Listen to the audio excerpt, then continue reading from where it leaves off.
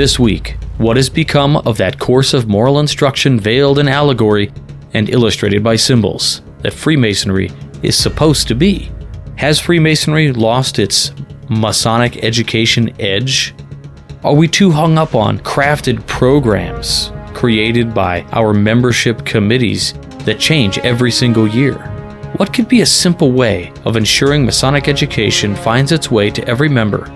Then we've got an all-new Masonic Minute with illustrious brother Stephen L. Harrison, in which he discusses the topic of heaven and earth. A supreme philosophical outlook at what God is and how the end of time, as we know it, will happen and what that means for us. Philosophically, of course. All this and more. Stay tuned. Welcome back to Whence Came You, a Masonic podcast featuring research papers and discussions related to Freemasonry. Here's your host, Brother Robert Johnson.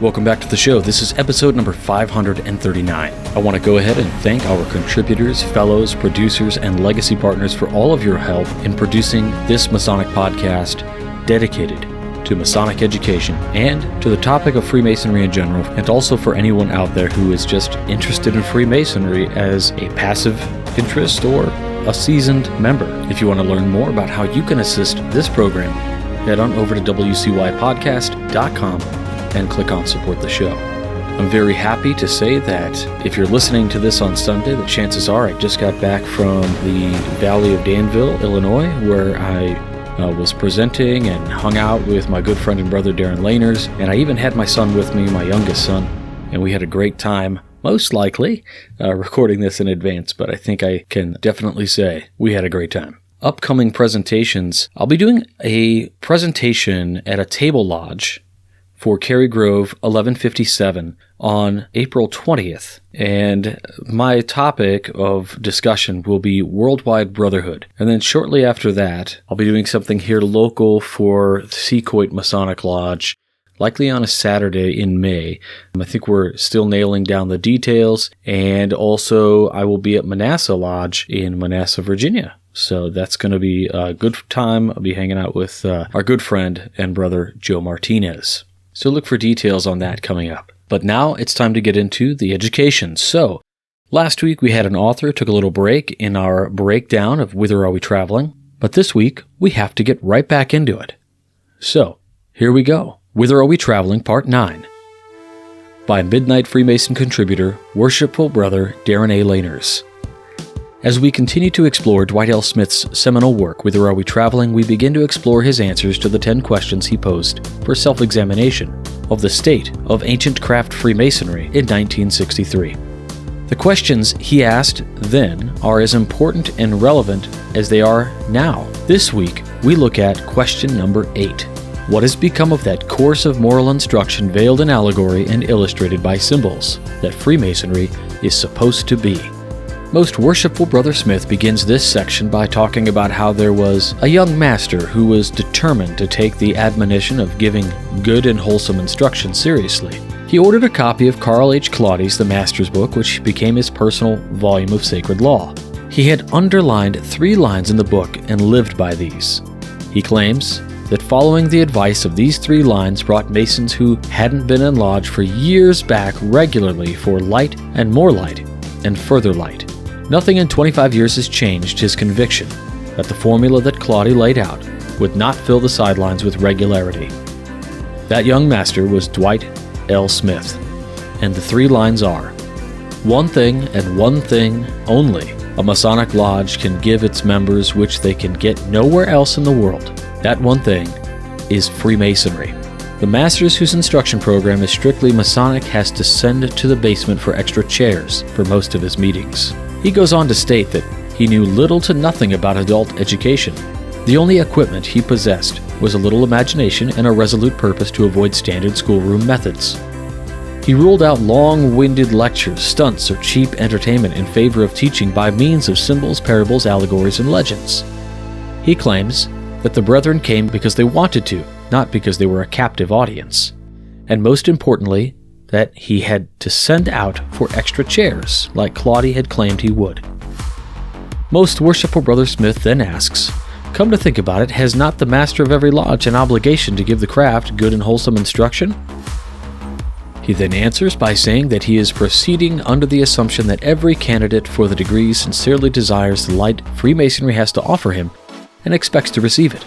But then what happens is that we memorize and recite, and if memorization and reciting does not appeal to him, that we have nothing further to offer. Then he states that we wash our hands of him, and he hears about the other organizations that elaborate on the 3 degrees, and he turns to them for the further light that his lodge should have provided, or as he puts it, he asks for bread, we give him a stone. Dwight then goes on to state that we are weak in form and substance. He also respectfully submits that we fall short at the Grand Lodge level where the designs are placed on the trestle board, and at the lodge level where the designs are executed. He then states the ramifications of the subject are too great to discuss at length, and that he can only plant the seed. He then says, let's face it then. 1. The word. The very term Masonic education is a liability. A frightening word suggestive of impractical theories and dull abstractions. What a blessing it would be if some creative soul could coin another Masonic light, or advancement, or instruction would be an improvement. 2. Our designs. There are too many systems too hastily conceived, too much running wildly hither and yon in search of bright ideas. We pursue Masonic educational systems in the same manner that teenagers pursue fads.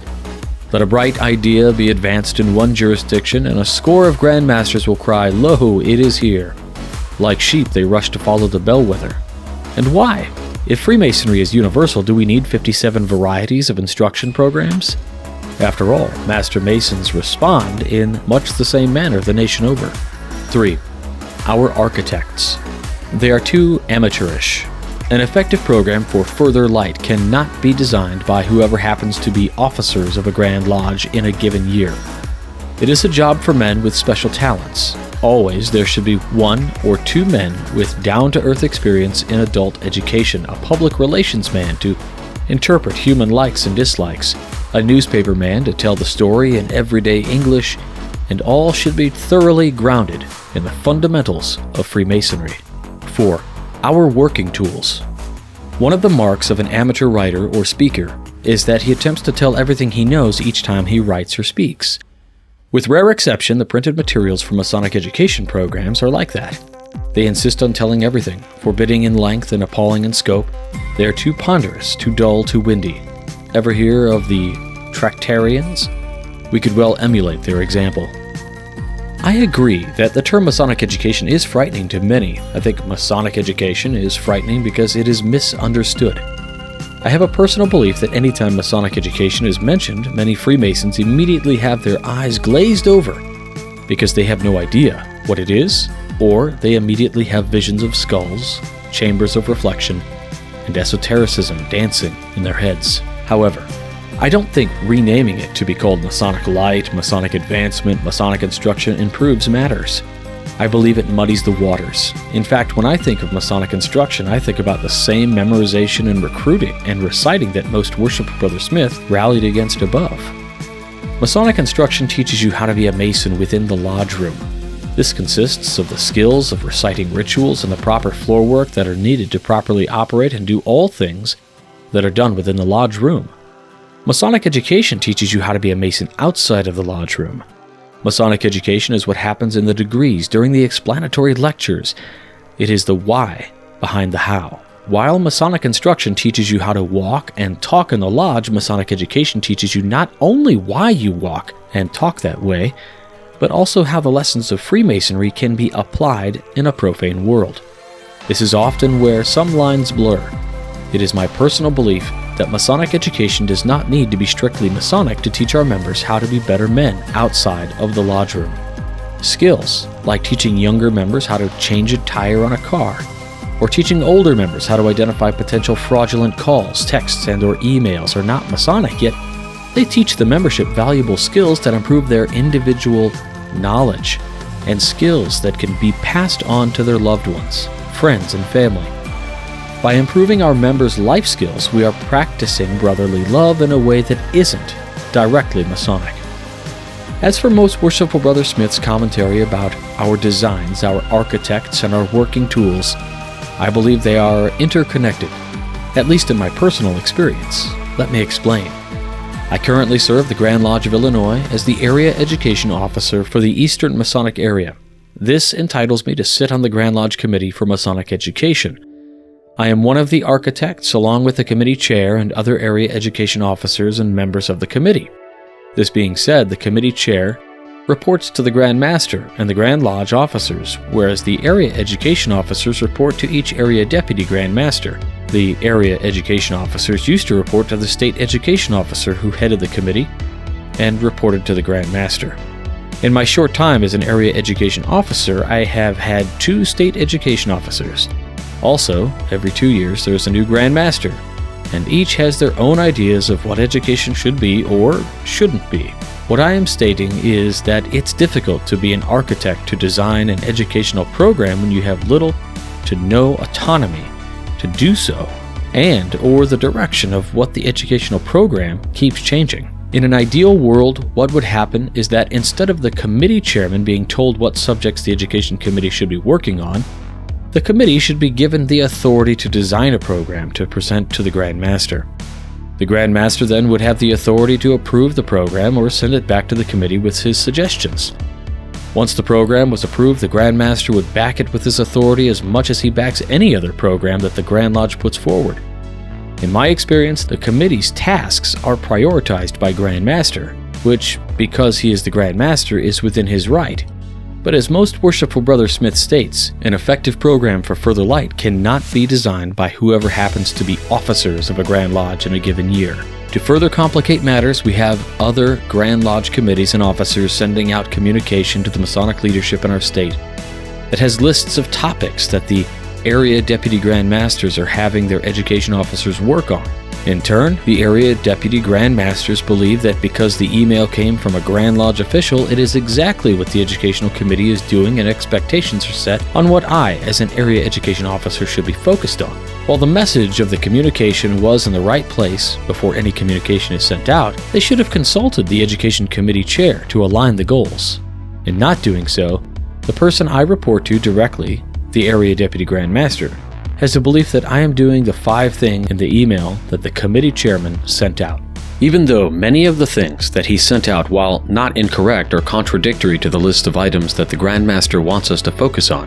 When other Grand Lodge officials and officers are dictating their own agendas by sending out their own communications about Masonic education, we are forced to then address those items as well. When most Worshipful Brother Smith talks about our designs, architects, and our working tools, I couldn't agree more. There is obviously a disconnect between what we as the education committee want to do and what others want us to do. As I have shown in my own personal experience, there are too many architects that are putting too many designs on the trestle board. Don't get me wrong, I'm very proud of what our committee has done so far. We have been publishing a monthly electronic magazine called The Lyceum, which provides ready-to-use, short educational pieces which have questions for discussion in the Lodge to every Master Mason in Illinois. However, I worry that it's only a matter of time before this working tool is put aside because our ever-changing priorities change again.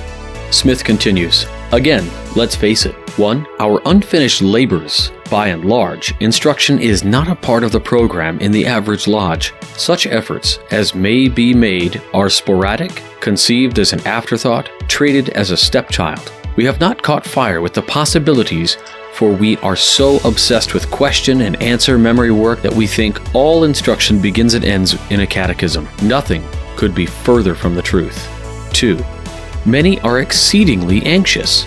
We know not the meaning of patience. When we do attempt to provide good and wholesome instruction, we try to do too much too rapidly. A first grader is not handed a set of books which will tell him all he needs to know for a high school diploma. Rarely is a young Mason a 90-day wonder. Yet, when we instruct at all, we give him huge doses without regard to his needs, likes or dislikes, and we expect them to do the work of a vitamin B12 shot. It isn't that simple. Rubbish in the temple. Number 3. Regrettably, too many of our programs are tied to stunts and cheap entertainment used as bait. Masonic teaching must be Masonic, or it is of no avail. We defeat the purpose when we insult the intelligence of the man who seeks. In my personal experience, I agree that Masonic education is not prioritized. I, along with other authors on this site, have written numerous articles on the subject. The sad fact is that many men do not want Masonic education. Many brethren are content to have their lodge be a social club and fail to understand the lessons of our degrees that challenge us to become better men. The only way to give these brethren education would be to force it upon them by having the Grand Master issue an edict, which won't accomplish anything other than having them go through the motions of education, which will only leave their members worse off than had they not attempted it. As for most worshipful Brother Smith believing that many of our education officers are anxious, I'm in disagreement. I don't know that they are anxious. I think that they are not properly instructed in how to be educators. In my own personal experience, this is something that I have to do a better job of as an area education officer. However, many of the brethren that are being appointed to be district education officers do not have any desire to be educators, nor do they want to be.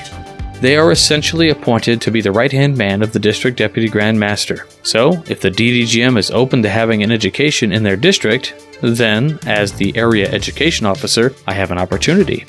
However, that is usually the exception, not the rule. I disagree with most worshipful Brother Smith when he states that Masonic teaching must be Masonic.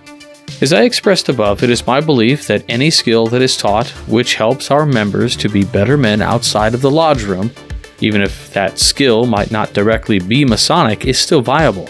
As illustrated in my example above, it is my belief that many of our members can benefit from learning skills that might not be purely Masonic, but that help them as individuals. Is teaching a member how to tie a bow tie or how to buy a suit Masonic? No.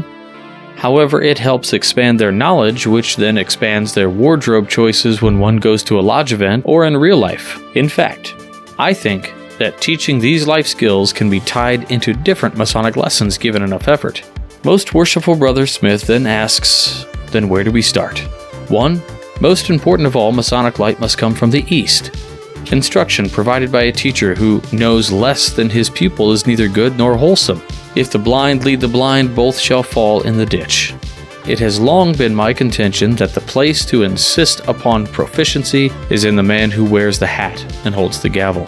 If that means a minimum standard, training courses, written and oral exams, then let's have them. I would have made a much better master if I had had that kind of preparation. Number 2, our approach must be an intelligent one.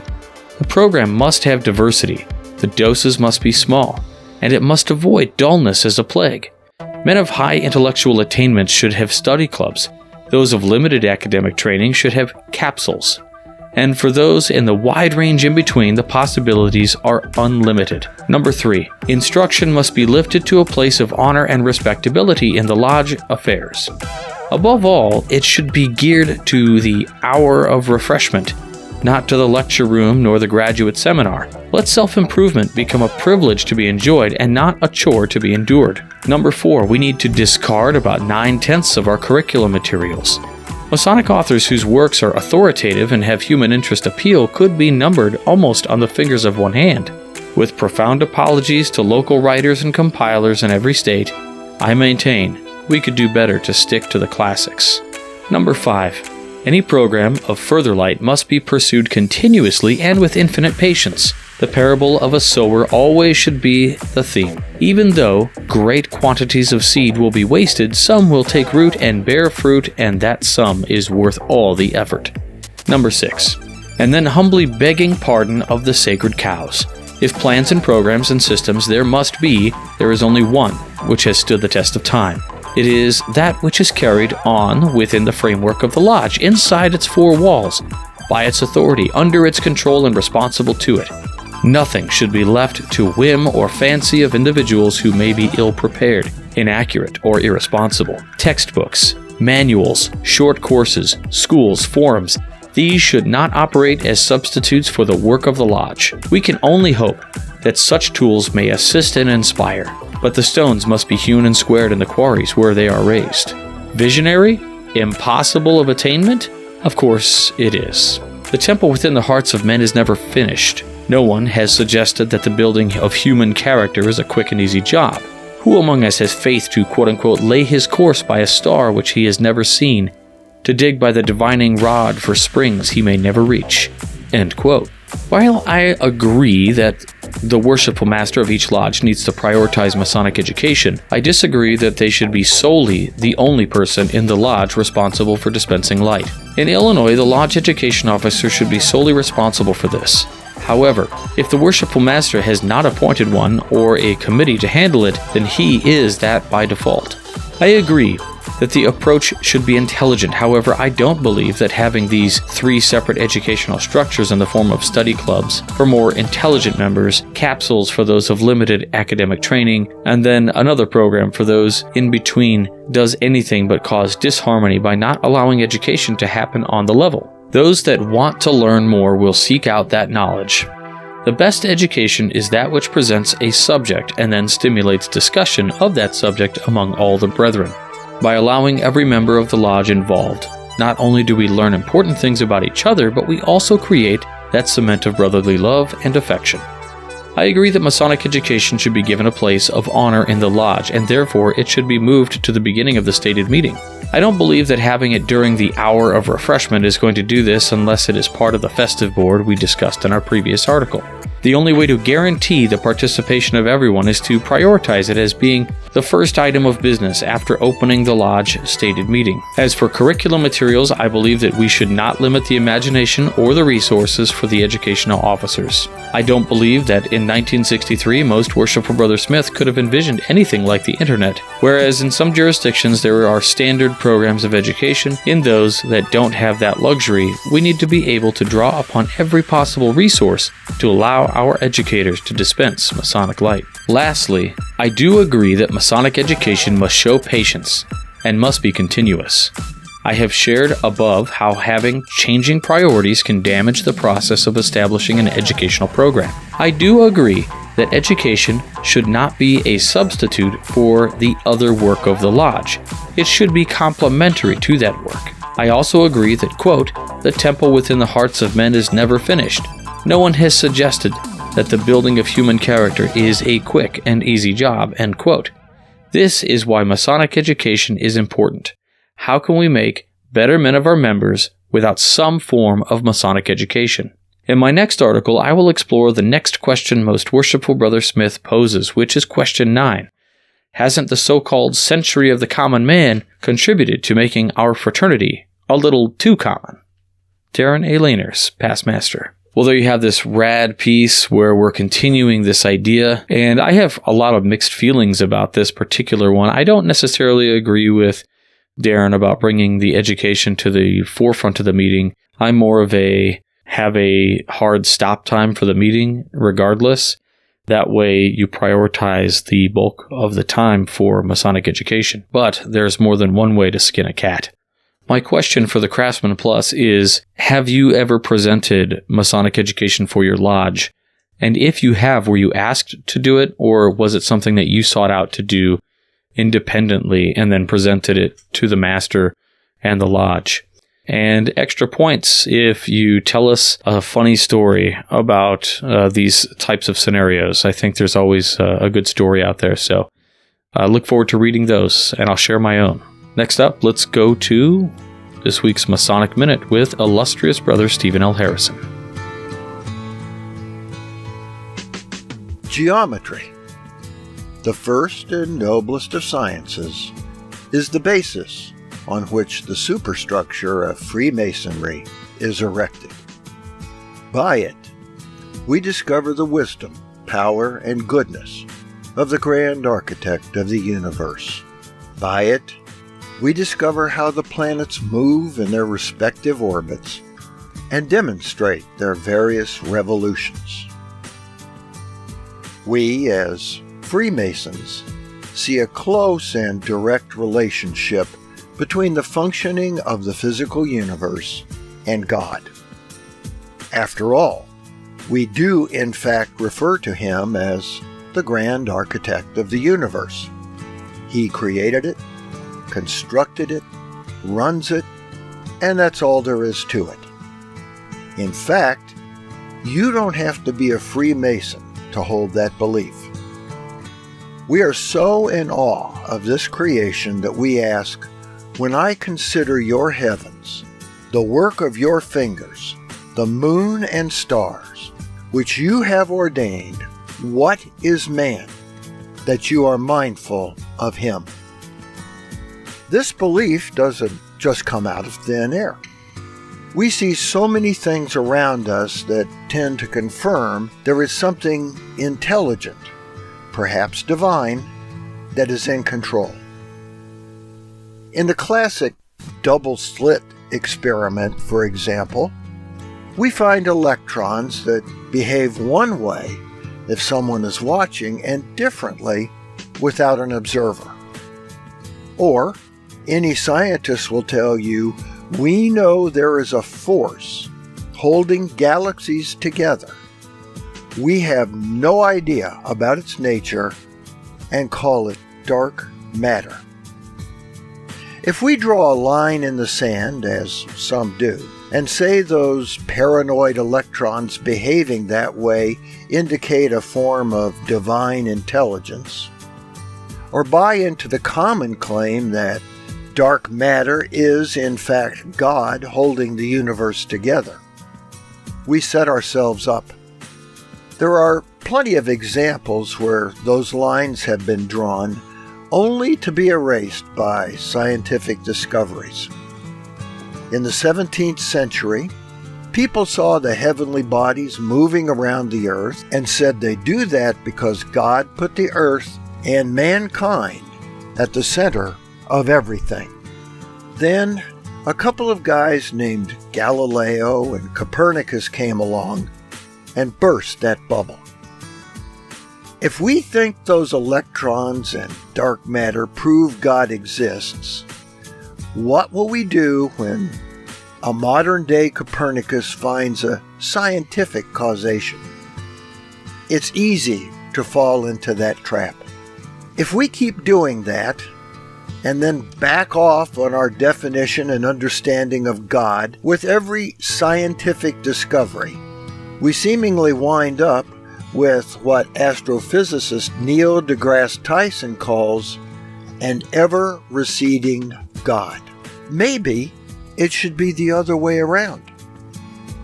In other words, if we discover some phenomenon is not caused by a mysterious action of God, does that not also teach us a little more about what God is?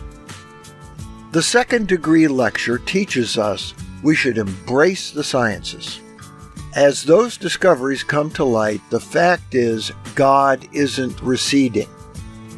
With each new discovery, we learn more, not less, about the true nature of God. The spiritual, not the physical, is what's important. Read our ritual carefully. It says, by geometry, meaning science, we discover God's wisdom, power, and goodness. Not that we use it to discover God himself. Scientists have proven the universe is expanding at an ever-increasing rate.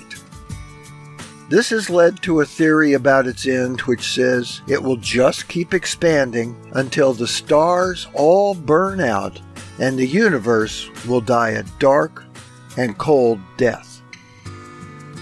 If you're looking for an area where science and religion, or spirituality, are in agreement, look to Matthew 24, verse 35. Heaven and earth will pass away, but my words will not pass away. Don't get hung up about the physical universe. Both God and the scientists say it won't be around forever, but God's words, those spiritual lessons, will be. Let's not worry about the fact that God didn't put the earth at the center of the universe, or he may or may not be manifest in a bunch of shy electrons. Let's use his spiritual teachings to learn how to live our lives, improve them, and the lives of others. For the Whence Came You podcast, this is Steve Harrison with the Masonic Minute. Another amazing installment of the Masonic Minute with illustrious Brother Stephen L. Harrison.